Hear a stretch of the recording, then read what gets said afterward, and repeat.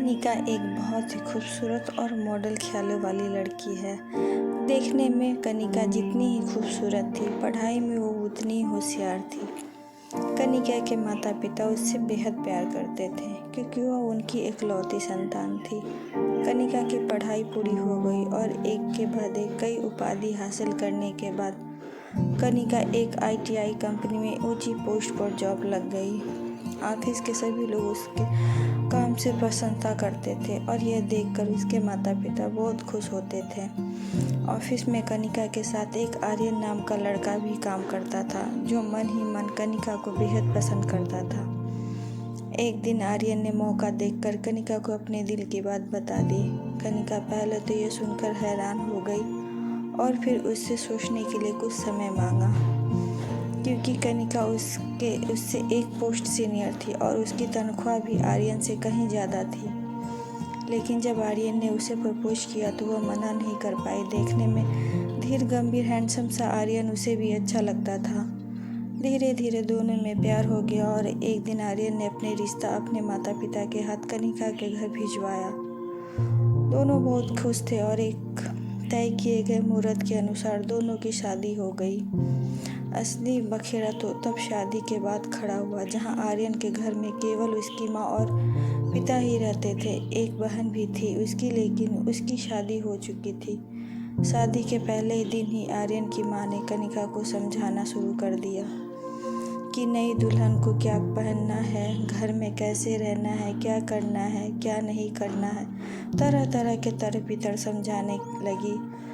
हद तो तब हो गई जब कनिका की सासू माँ ने कहा, देखो बेटा, जब भी तुम्हारी महामारी आएगी तुम हमसे पहले मुझे बता देना।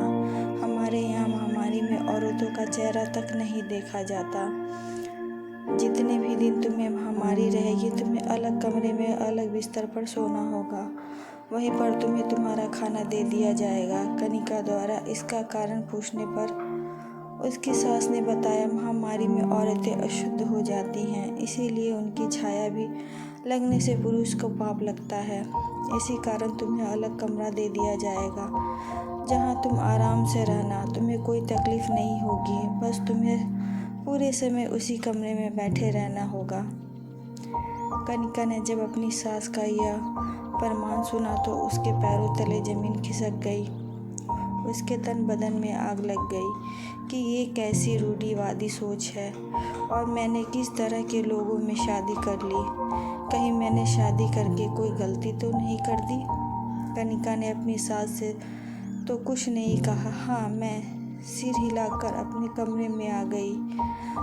उसने अकेले में आर्यन से पूछा, आर्यन, तुम्हारी माँ ने मुझे ऐसा ऐसा कहा है, अब तुम ही बताओ, 5 दिन तक मैं एक कमरे में कैसे बंद रहूँगी? कोई मेरा चेहरा तक नहीं देखेगा तो मैं ऑफिस कैसे जाऊँगी? आर्यन ने सीधा सीधा अपना पल्ला झाड़ लिया। उसने कहा, कनिका, यह सब औरतों की बातों में मुझे मत घसीटो। तुम यहाँ पर ऐसा ही होता है। दीदी थी तो वो भी महीने में कुछ दिनों तक कमरे में ही बंद रहती थी, लेकिन तुम्हारा जैसा मन करता है तुम वैसे करो। मैं तुम्हारे और मम्मी के बीच में कुछ नहीं बोल सकता। शादी के 4 दिन बाद ही वह दोनों 10 दिनों के लिए हनीमून पर चले गए। लौटने के आने पर 1 हफ्ते बाद कनिका और आर्यन ने वापस ऑफिस ज्वाइन कर लिया। शादी के 2 महीने बाद बीत चुके थे, लेकिन कनिका ने एक बार भी अपनी सास को नहीं बताया था कि उसे महामारी आई है। अब कनिका की सास ने उसे बुलाया और पूछा कि क्यों बहू, 2 महीने बीत गए, तुम्हें बताया नहीं कि तुम्हारी महामारी कब आई? तुमसे कहा था ना मैंने कि मुझे बता देना, जिससे मैं कि तुम्हारा कमरा अलग कर दूं। कनिका ने धीरे से मुस्कुराते हुए जवाब दिया, ऐसा है ना माँ जी, मुझे महामारी आती ही नहीं है। कनिका की बात सुनकर सास के पैरों तले जमीन खिसक गई और बोली, हे भगवान, क्या कर रही हो तुम? तुम्हें महामारी नहीं आती है? और यह सुनते ही वह गला फाड़ फाड़ कर चिल्लाने लगी, अरे आर्यन, ओ आर्यन, देख तेरे साथ कैसा धोखा हो गया है। बाज औरत तेरे गले बांध दी गई है। आर्यन शोर सुनकर वह वहाँ पहुँचा और पूछा, क्या हो गया माँ, क्यों चिल्ला रही हो? तब उसकी माँ ने बताया कि तेरी बीवी को तो महामारी आती ही नहीं है, इतनी बड़ी बात तुम्हें पता नहीं थी क्या? ऐसी लड़की से तुमसे शादी कैसे कर ली? आर्यन ने प्रश्नवाचक दृष्टि से कनिका की ओर देखा। कनिका ने अपनी सास से पूछा, क्या हुआ माँ जी? महामारी तो गंदी चीज़ होती है ना, इसके होने से औरत अशुद्ध हो जाती है। तो यह तो अच्छी बात है ना कि मुझे महामारी नहीं होती है, एकदम मैं शुद्ध हूँ। मुझसे ज़्यादा शुद्ध लड़की आपको और कहाँ मिलेगी? तब कनिका की सास बोली, अरे लड़की, महामारी ना होने से औरत बच्चे नहीं पैदा कर सकती है। तभी मैं कहूँ, अपने से छोटी पोस्ट वाले लड़के से तूने शादी कैसे कर ली? फिर कनिका ने अपनी सास को समझाया, देखो माँ, बच्चे पैदा करना अच्छी बात है या बुरी, मैं नहीं जानती। उसकी सास ने कहा, यह भी कोई पूछने वाली बात है? हर औरत माँ बनना चाहती है। तो फिर कनिका ने पूछा, अगर महामारी बच्चे पैदा करने में मदद करती है तो उसके होने से औरत अशुद्ध कैसे हो गई? आगे कनिका ने अपनी सास को समझाते हुए कहा, माँ, मुझे भी महामारी आती है, लेकिन मैं इस बात को नहीं मानती कि इससे मैं अशुद्ध हो जाती हूँ। यह तो एक बिल्कुल ही प्राकृतिक प्रक्रिया है, और वह आजकल तो साफ सफाई के लिए अच्छे किस्म के पैड्स उपलब्ध हैं, जिससे कपड़ों पर कोई दाग भी नहीं लगता है। फिर इस तरह का ढकोसला क्यों? लेकिन सास तो सास होती है, अपनी बात गलत साबित होने कैसे दे सकती थी? तो नक्कर बोली, तुम आजकल के बच्चे पुरानी परंपराओं को मजाक समझते हो। अरे तुम्हारे भले के लिए ही तो कहा था कि अलग रहना, तुमको 5 दिन आराम मिल जाएगा, कोई काम नहीं करना पड़ेगा। हमारे पुरखों ने कुछ नियम बनाए हैं तो कुछ सोच समझ कर ही तो बनाए होंगे ना। कनिका ने उत्तर दिया, माँ, सोने के पिंजरे में रख कर चिड़िया को बासमती चावल का दाना डालोगी तो वह भी खुश नहीं रहेगी। पीरियड्स में मुझे दर्द होता है, जब ज़रूरत होती है तो मैं आराम कर लेती हूँ, लेकिन यह कहाँ की बात है कि मुझे ज़बरदस्ती एक कमरे में बंद कर दिया जाए और कहा जाए कि आराम ही करना है। अगर मुझे ज़रूरत लगेगी तो मैं खुद कहूँगी कि मुझे काम नहीं हो रहा है, मुझे आराम करने दीजिए।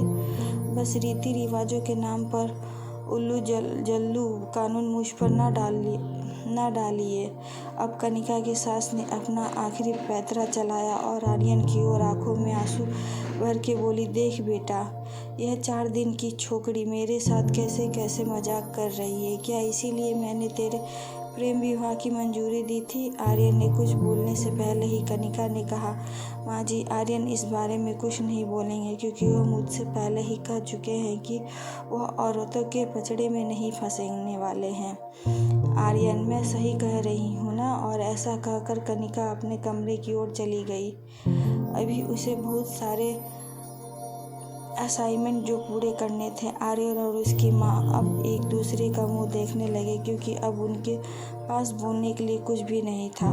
दोस्तों, ऐसी रूढ़िवादी सोच और परंपराओं को ख़त्म करने के लिए हमें भी कनिका की तरह समझदारी से काम लेना होगा। दोस्तों, मैं उम्मीद करती हूँ आपको हमारी कहानी पसंद आई होगी। कहानी पसंद आई है तो वीडियो को लाइक करें, चैनल पर नए हैं तो चैनल को सब्सक्राइब करें, और हाँ, नोटिफिकेशन बेल को ज़रूर दबाइए ताकि अगली अपडेट सबसे पहले आपको मिले।